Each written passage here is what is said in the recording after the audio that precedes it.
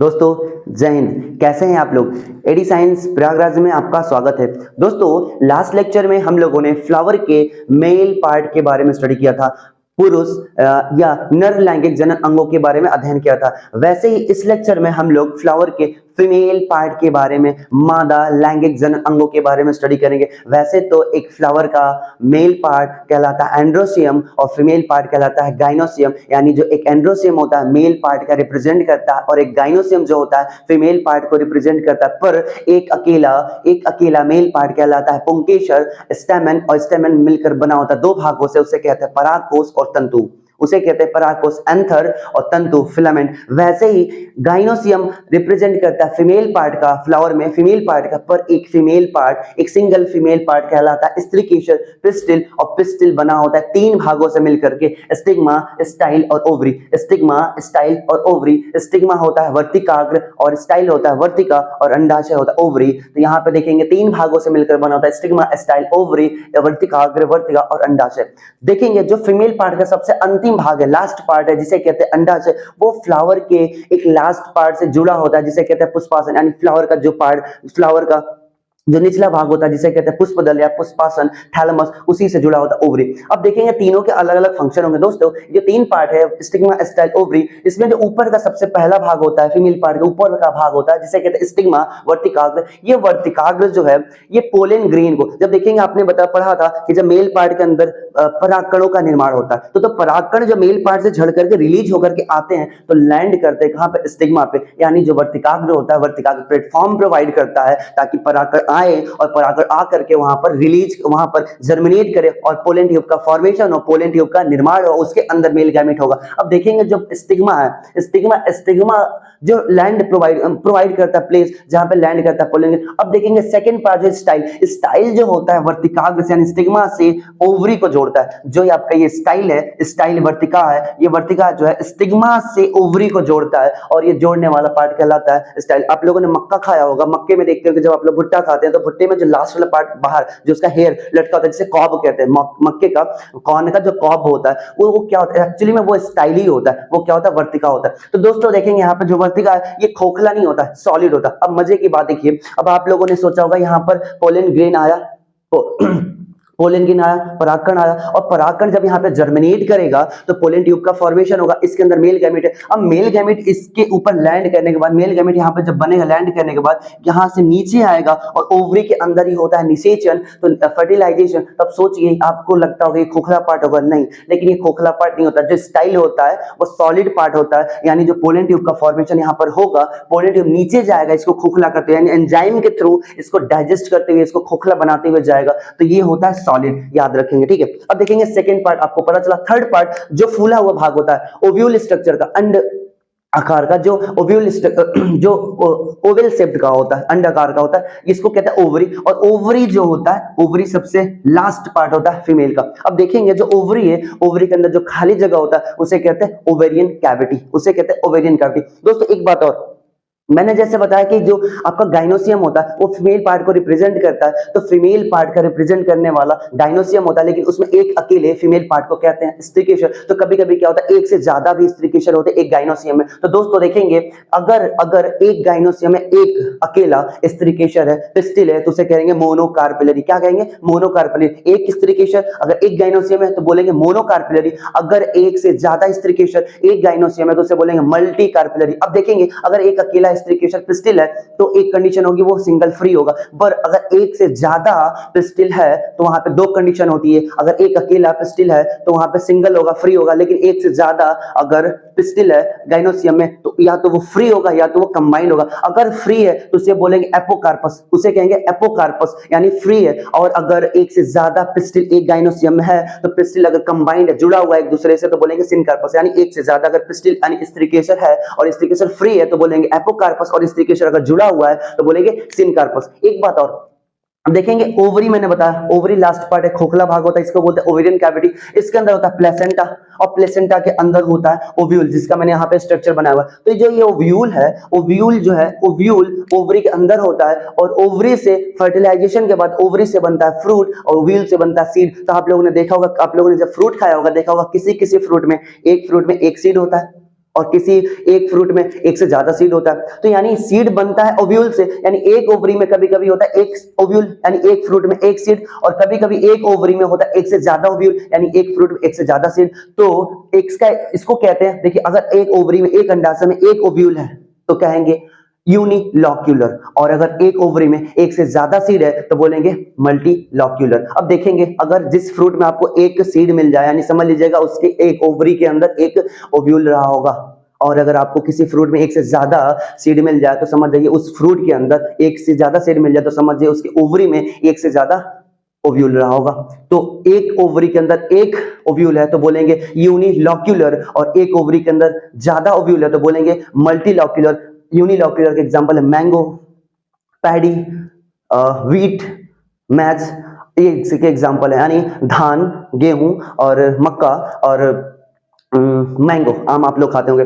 मल्टीलॉक्यूलर के एग्जांपल है, जैसे आप लोग पपीता खाएंगे, पपाया, एक फ्रूट के अंदर एक से ज्यादा सीड है तो उसको बोलेंगे मल्टीलॉक्यूलर। तो पपाया उसका एग्जांपल है, ऑर्किड इसका एग्जांपल है, और आप लोग देखेंगे वाटरमेलन, तो ये इसके मल्टीलॉक्यूलर के एग्जांपल है। अब दोस्तों इसके ओवरी के बारे में थोड़ा सा स्ट्रक्चर डेवलप डीप में देखते हैं। जो लास्ट पार्ट है ओवरी, मैंने बताया ओवरी के अंदर खाली जगह होता है, इसको बोलते हैं ओवेरियन कैविटी, और ओवरी के अंदर जो एक लेयर होती है उसे कहते हैं प्लेसेंटा। अब प्लेसेंटा जो दोस्तों होता है उसके अंदर एक स्ट्रक्चर डेवलप करता है और उसे कहते हैं ओव्यूल। अब देखेंगे एनसीईआरटी में एक स्पेशल ओव्यूल के बारे में यहाँ पे स्ट्रक्चर दिया गया, ये एनसीईआरटी का मैंने यहाँ पे फिगर बनाया, पर ओव्यूल कोई एक स्पेशल डिजाइन का नहीं होता, अलग अलग प्लांट्स के स्पीसीज में अलग अलग टाइप का होता है। जैसे आप लोगों ने नाम सुना होगा ऑर्थोट्रोपस, हेमिट्रोपस, एनाट्रोपस। तो मैंने यहाँ पे एनाट्रोपस ओव्यूल का स्ट्रक्चर बनाया हुआ। एनाट्रोपस मोस्ट कॉमन होता है और इसी को एनसीईआरटी ने यहाँ पे प्रेफर किया हुआ, और किसी के बारे में डिस्कस नहीं किया तो मे भी एग्जाम में भी नहीं आएगा। सो हम लोग यहाँ पे एनाट्रोपस ओव्यूल के बारे में डिस्कस करेंगे।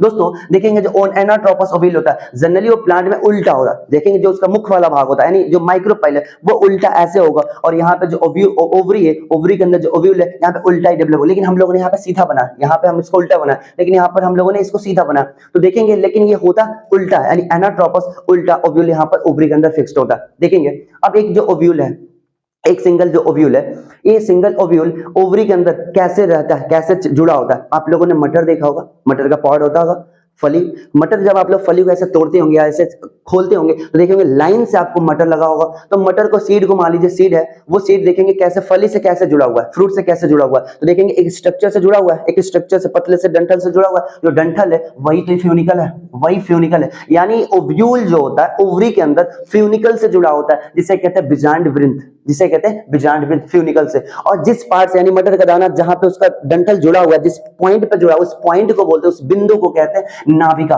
उसे कहते हैं हिलम, उसे बोलते हैं हिलम, नाभिका। देखेंगे तो जो फ्यूनिकल है वो पॉइंट है जहां से ओव्यूल ओवरी से जुड़ा हुआ है, और जिस पॉइंट पे जाकर जुड़ा हुआ है उसे कहते हैं हिलम, हाइलम। ठीक है, अब देखेंगे ये आपका ओव्यूल का स्ट्रक्चर। अब जो ओव्यूल होता है ओवरी के अंदर, ओव्यूल होता है जनरली एक या दो स्ट्रक्चर से लेयर से कवर्ड होता है, एक या दो लेयर से कवर्ड होता है। और जब एक और दो लेयर से कवर्ड होता है इस लेयर को बोलते हैं इंटीगुमेंट, अध्यावरण, इसे कहते हैं अध्यावरण, इसको कहते हैं अध्यावरण, इंटीगुमेंट। और इंटीगुमेंट दो होता है, अगर बाहर है आउटर साइड के इंटीगुमेंट को बोलेंगे, बाहर वाले इंटीगुमेंट को बोलेंगे आउटर इंटीगुमेंट, और अंदर वाले अध्यावरण को बोलेंगे इनर इंटीगुमेंट। तो क्लियर हुआ दोस्तों। अब देखेंगे ये जो इनर और आउटर इंटीगुमेंट है, यहाँ पर जो कवर होता है यानी ओव्यूल चारों तरफ से एक लेयर से कवर्ड है, जिसे इंटीगुमेंट मैंने बोला, वो एक जगह पे छुटा होता है, यानी चारों तरफ से तो कवर है लेकिन एक ऊपर वाले भाग पे वहां से पे कवर नहीं होता, जिसे कहते हैं माइक्रोपाइल, जिसे कहते हैं माइक्रोपाइल। यहाँ पे एक पॉइंट होता है जहां पे छिद्र कह सकते हैं या पॉइंट होता है, जंक्शन होता है, ये माइक्रोपाइल होता है। यानी माइक्रोपाइल वाले जगह से को छोड़ करके ओव्यूल चारों तरफ से एक लेयर से, डबल लेयर से कवर्ड होता है, जिसे कहते हैं अध्यावरण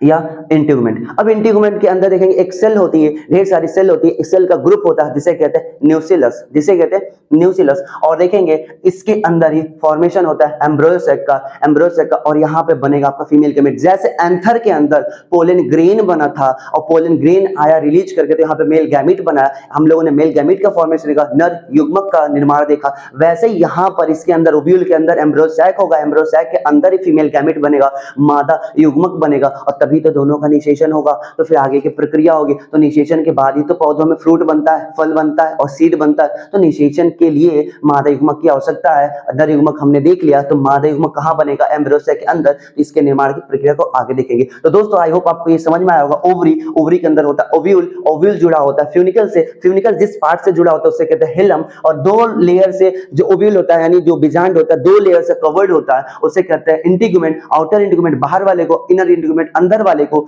और इसके अंदर इसके अंदर न्यूक्लियस मैंने बताया एक सेल का ग्रुप होता है। अब देखेंगे ऊपर वाला एंड जो कहलाता है इसका माइक्रोपिलर, नीचे वाला पार्ट होता है कैलेजल एंड, कैलेजल एंड या इसको बोलते हैं निभागीय सिरा। तो नीचे वाला पार्ट यानी देखेंगे जो ओव्यूल है, एक बीज है, उसका नीचे वाला बेसल पार्ट होता है चैलेजा, कैलेजा या चैलेजा, और ऊपर वाला पार्ट होता है माइक्रोपिलर। लेकिन यहाँ पर चैलेजा मैंने नीचे बनाया, यहाँ पर ऊपर बनाया, यानी हमको देखना है जो ओव्यूल है उल्टा होता है, ओवरी के अंदर उल्टा होता है। तो हम लोगों ने यहाँ पे तो सही बना सीधा, लेकिन हम लोगों को जनरली सेकंड स्ट्रक्चर में उल्टा बनाया, जैसा होता है वैसा बना। ठीक है दोस्तों, तो यहाँ पर देखेंगे आपका ये ओव्यूल है। ठीक है, ओव्यूल को हम लोग जनरली मेजा स्पोरेंजियम भी कहते हैं, यानी बीजांड को हम लोग गुरु बीजाणु धानी भी कहते हैं। तो देखेंगे एक ओव्यूल के अंदर एक एम्ब्रियो सैक फीमेल गैमेटोफाइट यानी भ्रूण कोष का निर्माण होता है, जिसे कहते हैं फीमेल गैमेटोफाइट, मादा युग्मोद्भिद, और उसी के अंदर निर्माण होगा मादा युग्मक का, फीमेल गैमेट का। अब कैसे फीमेल गैमेटोफाइट बनता है, कैसे एम्ब्रियो सैक बनता है, इसका हम देखेंगे स्ट्रक्चर। देखेंगे दोस्तों, ये जो मैंने बताया था ओव्यूल, ओव्यूल का जो अपर पार्ट था यानी ऊपर मुख वाला भाग था, अपर पार्ट था, इसको कहते थे हम लोग माइक्रोपिलर रीजन। यही माइक्रोपिलर रीजन के आसपास जो ओव्यूल था, यहाँ पे जो मैंने बताया था आपका न्यूक्लियस होता है, न्यूक्लियस ढेर सारी कोशिकाओं का समूह होता है, उसमें से एक कोशिका अलग होती है, आइसोलेट होती है, और जिसे कहते हैं हम लोग मेजास्पोर मदर सेल, जिसे कहते हैं एमएमसी, मेजास्पोर मदर सेल, गुरु बीजाणु मातृ कोशिका, गुरु बीजाणु मातृ कोशिका, मेजास्पोर मदर सेल। एक अलग कोशिका, एक अकेली कोशिका आइसोलेट होती है ओव्यूल के माइक्रोपिलर रीजन पे यानी बीजाणुधारी सिरे पे, और वो कोशिका एबंडेंट काफी बड़ी होती है, उसके अंदर काफी फूड मटेरियल रिजर्व होता है, जिसे कहते हैं MMC, megaspore mother cell. Megaspore mother cell गुरु बीजाणु जो मातृ कोशिका होती है, इसके अंदर होता है reductional division, it means meiosis, अर्धसूत्री विभाजन। जो अर्धसूत्री विभाजन होगा, अब आप लोग को मैंने फर्स्ट लेक्चर में बताया था कि दो टाइप का सेल डिवीजन होता है। जब माइटोसिस होता है, जब समसूत्री विभाजन होता है, तो एक कोशिका से दो कोशिका बनती और समान आकार की, समान गुणसूत्रों वाली होती है। पर जब एक कोशिका में अर्धसूत्री विभाजन होता है, मियोसिस होता है, तो एक कोशिका से चार कोशिका बनती है, और चार कोशिका अपनी मातृ कोशिका से आधी गुणसूत्र वाली होती, समान आकार की नहीं होती है। तो यहाँ पर देखिए कि एमएमसी में, मेजास्पोर मदर सेल में, गुरु बीजाणु मातृ कोशिका में होगा सेल डिवीजन, कौन सा, मियोसिस, और मियोसिस सेल डिवीजन के बाद चार मेजास्पोर बन जाएंगे, चार मेजास्पोर बन जाएंगे। एमएमसी से यानी गुरु बीजाणु मातृ कोशिका से रिडक्शनल डिवीजन के बाद, मियोसिस के बाद, अर्धसूत्री विभाजन के बाद, यानी गुरु बीजाणु मातृ कोशिका से जब चार कोशिका विभाजन होगा तो चार गुरु बीजाणु बन जाएंगे। गुरु बीजाणु मातृ कोशिका से विभाजन के बाद गुरु बीजाणु बन जाएंगे, यानी मेजास्पोर मदर सेल से मेजास्पोर्स बन जाएंगे। ये चार मेजास्पोर्स हैं। अब देखेंगे इसी को कहा जाता है मेजास्पोरोजेनेसिस। देखिए गुरु बीजाणु मातृ कोशिका से गुरु बीजाणुओं के निर्माण की प्रक्रिया क्या कहलाती है, क्या कहलाती है, गुरु बीजाणु जनन, गुरु बीजाणु जनन, megasporogenesis. What is the megasporogenesis? From the megaspore mother cell, MMC, from the megaspore mother cell, यानी मेजास्पोर मदर सेल से मेगास्पोर, मेगास्पोर के फॉर्मेशन को मेगास्पोरोजेनेसिस कहा जाता है। और यहाँ पर क्या बन गए, 4 मेगास्पोर्स, 4 गुरु बीजाणु बन गए। अब 4 गुरु बीजाणु में देखेंगे 3 गुरु बीजाणु जीवित नहीं बचेंगे, यानी डिजनरेट हो जाएंगे, मतलब ये एक्टिव नहीं होंगे, सिर्फ और सिर्फ एक ही एक्टिव होगा। इससे कहा था मोनोस्पोरिक कंडीशन। अगर किसी कोशिका में अर्धसूत्री विभाजन के पश्चात 4 कोशिका बनी है, लेकिन 4 कोशिका में से एक ही कोशिका एक्टिव होती है, 3 कोशिका एक्टिव नहीं होती है, यानी एक कोशिका यानी मोनो, सिंगल, एक कोशिका एक्टिव है, इस कंडीशन कहते हैं मोनोस्पोरिक। यानी एक कोशिका से, यानी मेगास्पोर मदर सेल में जो 4 कोशिका बनी है, एक कोशिका जिसे मेगास्पोर कहा गया, मेगास्पोर से डेवलपमेंट होगा इसका, किसका, एम्ब्रियो सैक का, भ्रूण कोश का। अब ये जो भ्रूण कोश है 4 कोशिका में से एक कोशिका से बना, यानी देखेंगे 4 कोशिका में से 4 बनना चाहिए था, बट यहाँ पे एक बना थी। इस कंडीशन को बोलते हैं मोनोस्पोरिक, यानी एक अकेले कोशिका का यहाँ पे डेवलपमेंट हुआ, 3 कोशिका डिजनरेट हो गई। यानी जो एम्ब्रियो सैक का डेवलपमेंट होता है वो मोनोस्पोरिक होता है, एक बीजाणु जो होता है, क्लियर हो गया दोस्तों। इसका एक्सेप्शन भी है सेप्सेला, अभी मैं इसके आगे डिस्कस करूंगा। यानी कभी कभी कुछ पौधों में ऐसा होता है कि एक मेगास्पोर मदर सेल से एमएमसी से 4 मेगास्पोर्स बनते हैं और चारों डेवलप होते हैं, 4 एम्ब्रियोसाइक बनता है, डिजनरेट नहीं होता। तो वहां पर एक कुछ एक्सेप्शन केस है सेप्सेला का, यहां पर देखेंगे ऐसा नहीं है। तो ठीक है, यहाँ पे 3 डिजनरेट हुआ, एक बचा और एक से एम्ब्रियोसाइक का फॉर्मेशन हो। इसी एम्ब्रियोसाइक के अंदर भ्रूण कोश के अंदर मादा युग्मक बनेगा, फीमेल गैमेट बनेगा, और तब जाकर यहाँ पे फीमेल गैमेट आपको मिलेगा। तो मेल गैमेट जो ऊपर से आया है, नर युग्मक जो ऊपर से आया है मादा युग्मक से जुड़ेगा तो निषेचन की प्रक्रिया होगी। लेकिन निषेचन की प्रक्रिया तो तब होगी ना जब फीमेल गैमेट बनेगा, मादा युग्मक बनेगा। तो इसी मादा युग्मक फीमेल गैमेट के बनने की प्रक्रिया को तो हम लोग देख रहे हैं। ठीक है दोस्तों, तो देखेंगे एक मेगास्पोर मदर सेल, एक मेगास्पोर मदर सेल से 4 मेगास्पोर्स बने, 3 डिजनरेट हुआ, एक बचा तो उसको बोला गया मेगास्पोर। एक मेगास्पोर का डेवलपमेंट हुआ, ग्रोथ हुआ,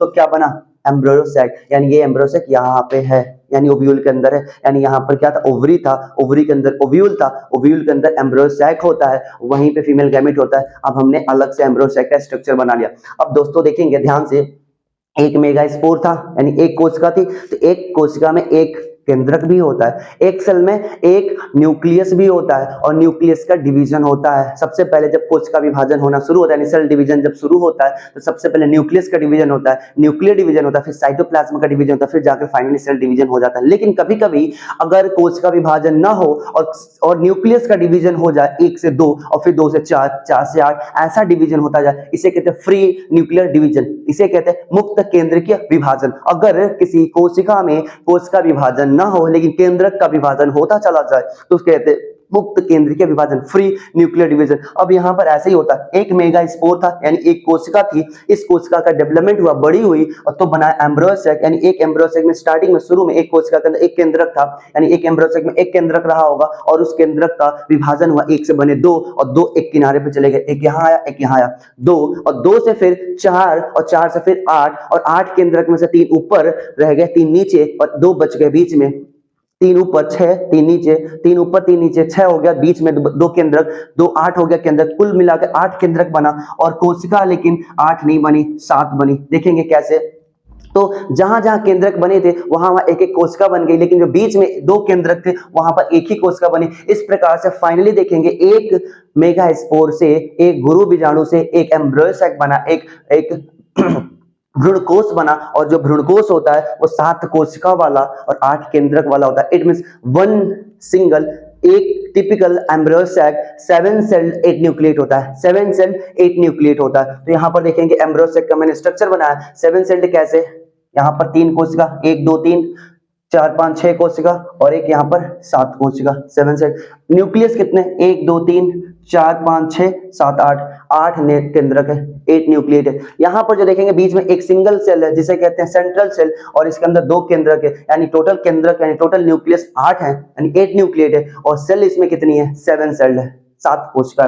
तो एक टिपिकल एम्ब्रियोसैक होता है 7 सेल्ड 8 न्यूक्लिएट दोस्तों। अच्छा, इसके स्ट्रक्चर को थोड़ा एक बार डेवलप डीपली देखते हैं। देखिए, तो सबसे नीचे वाला पार्ट होता है, इसे कहते हैं यहाँ पे माइक्रोप्लेन। एक्चुअली में माइक्रोप्लेन ऊपर वाले को बोलते हैं, लेकिन हमने यहाँ पे बनाया नीचे, उल्टा बनाया। क्यों? क्योंकि ये एम्ब्रियोसैक ओव्यूल एक्चुअली उल्टा ही तो होता है हम ओवरी में, तो देखेंगे एक्चुअली में ये ऊपर वाला पार्ट है ये, लेकिन ऐसे झुका हुआ इसलिए हमने इसको उल्टा बनाया। तो माइक्रोपिलर इंड नीचे यहाँ पे मैंने बनाया, माइक्रोपिलर इंड पे ही 2 सेल होती है जिसे कहते हैं सिनर्जिड, हेल्पिंग सेल, सहायक कोशिका। यानी यहाँ पर एक होता है एग सेल, एक सिंगल से यहाँ पे बना फीमेल गैमेट, यानी एक एम्ब्रियोसैक के अंदर यहाँ पर फीमेल गैमेट आपको मिल गया, एक मादा युग्मक बन गया। तो एक मादा युग्मक है, फीमेल गैमेट है, एग सेल जिसको बोलते हैं, जैसे अंडकोश का एग सेल, यहीं पर तो निषेचन होगा, तो यहाँ पर एक एग सेल मिल गया, और एग सेल को हेल्प करने के लिए, सहायता देने के लिए सहायक कोशिका है जिसे कहते हैं सिनर्जिड। तो 2 माइक्रोपिलर इंड पे 3 कोशिका मिली, 2 सिनर्जिड और एक एग सेल।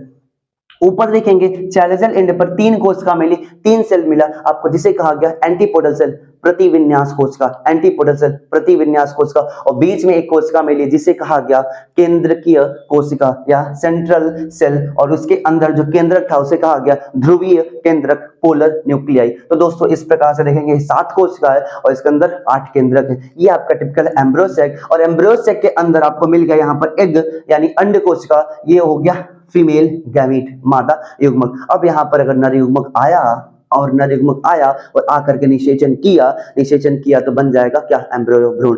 एक बात और दोस्तों, ये देखेंगे एम्ब्रियो सैक है, एम्ब्रियो सैक में ऊपर टेलोजल एंड से, माइक्रोपिलर एंड से, बीच से कहीं से भी तो मेल गैमेट आ सकता है। यानी मैंने बताया था यहाँ पर मेल गैमेट एंड यहाँ पर पोलन गेट एंड लैंड करेगा तो यहाँ पे मेल गैमेट बनेगा, मेल गैमेट यहाँ से नीचे आएगा पोलन ट्यूब से होते हुए इसके अंदर एंटर करेगा, ओवरी के अंदर, ओवरी के अंदर ही तो ये ओव्यूल है, ओव्यूल के अंदर ही तो एम्ब्रियो सैक है, तो कहीं से भी तो जा सकता है, ऊपर से, बीच से, नीचे से। तो देखेंगे अगर मेल गैमेट ऊपर से मतलब माइक्रोपिलर एंड से आता है इसको बोलते हैं पोरोगामी। अगर ऊपर से, यानी ये उसको मैंने उल्टा बनाया तो याद करेंगे, ऊपर से अगर माइक्रोपिलर एंड से आता है तो बोलेंगे पोरोगैमी, अगर बीच से आता है तो बोलेंगे मीजोगैमी, और चैलोजल एंड से आता है तो बोलेंगे चैलोजोगैमी। तो तीन अलग अलग वे होते हैं मेल गैमेट के अंदर आने के। अब देखेंगे मेल गैमेट अगर आया, मेल गैमेट यहाँ पर आया, मेल गैमेट यहाँ पर आया तो फीमेल गैमेट से कंबाइन करेगा, फर्टिलाइजेशन करेगा, निषेचन करेगा। तो एक मेल गैमेट एक मादा युग्मक से, फीमेल गैमेट से, एक सेल से मिला तो बनाएगा एम्ब्रियो, और एक मेल गैमेट और बचा है, क्योंकि मैंने आपको बताया था जो पोलिन ग्रेन था, पोलिन ग्रेन के अंदर दो कोशिका थी, परागकण के अंदर दो कोशिका थी, एक था बड़ी कोशिका जिसे हमने कहा था क्या, वेजिटेटिव सेल, उससे बना था पोलन ट्यूब, और एक छोटी कोशिका थी जिसे हमने कहा था जनरेटिव सेल, जनन कोशिका, उससे बना था दो मेल गैमेट। तो एक पोलन ट्यूब के अंदर दो मेल गैमेट आता है, तो दो मेल गैमेट, दो नर युग्मक है तो दो बार निषेचन करेगा। तो देखेंगे एक नर युग्मक जो था एक फीमेल गैमेट से, एक सेल से आकर के निषेचन किया, एक मेल गैमेट अभी बचा हुआ है तो वो जाएगा सेंट्रल सेल के पास और दोबारा फिर से निषेचन करेगा, यानी दो बार फर्टिलाइजेशन होगा, एक बार यहाँ पे, एक बार यहाँ पर। तो दोनों फर्टिलाइजेशन अभी हम लोग नेक्स्ट लेक्चर में देखेंगे, दो बार फर्टिलाइजेशन कैसे होता है, जिसे कहते हैं डबल फर्टिलाइजेशन। तो दोस्तों देखेंगे यहाँ पर दो मेल गैमेट है तो दो बार फर्टिलाइजेशन करेगा। इस प्रोसेस को, इस फेनोमेना को बोलते हैं डबल फर्टिलाइजेशन, द्विनिषेचन। अब देखेंगे ये जो द्विनिषेचन की प्रक्रिया है ना दोस्तों, बड़ी यूनिक है, बड़ी इंपॉर्टेंट है। क्यों? क्योंकि डबल फर्टिलाइजेशन कहीं और नहीं पाया जाता, किसी और प्लांट्स में नहीं, ब्रायोफाइट्स, स्टेडोफाइट्स, जिम्नोस्पर्म में नहीं, सिर्फ और सिर्फ एंजियोस्पर्म में, टिपिकल एंजियोस्पर्म में ही पाया जाता है। यानी एंजियोस्पर्म के अंदर जो यूनिक घटना होती, यूनिक फेनोमेना होती, उसे कहते हैं डबल फर्टिलाइजेशन। ये एनिमल्स में भी नहीं होता जनरली कि डबल फर्टिलाइजेशन होता है। तो दो बार फर्टिलाइजेशन एक ही रिप्रोडक्शन फेज में होता है। इट मींस डबल फर्टिलाइजेशन काफी सिग्निफिकेंस है। डबल फर्टिलाइजेशन का सिग्निफिकेंस ये है कि एक बार जब मेल गैमेट फीमेल गैमेट से, एक बार जब नर युग्मक मादा युग्मक अंड कोशिका से मिलेगा तो बनाएगा भ्रूण, एम्ब्रियो, यानी सीड के अंदर एम्ब्रियो होता है, और दूसरी बार बनाएगा भ्रूण पोष, एम्ब्रियो, एंडोस्पर्म, यानी एक बार दूसरा जो मेल गैमेट है वो पोलर न्यूक्लियाई से सेंट्रल सेल से मिलेगा तो बनाएगा एंडोस्पर्म, भ्रूण पोष। और जो भ्रूण पोष होता है, एंडोस्पर्म होता है, वो एम्ब्रियो को डेवलपमेंट के दौरान इसको न्यूट्रिशन देता है। तो ये यूनिक फीचर है दोस्तों। आई होप आपको ये लेक्चर अच्छा लगा होगा। अगर आपको अच्छा लगा है ये लेक्चर तो प्लीज ज्यादा से ज्यादा लोगों तक शेयर करें और चैनल को सब्सक्राइब करें। प्लीज सपोर्ट इट दोस्तों, क्योंकि ये वीडियो बनाने में काफी मेहनत लगता है और आप लोगों को काफी इजीली समझाने का प्रयास करते हैं। सो दोस्तों please, thank you very much for watching this video. जय हिंद।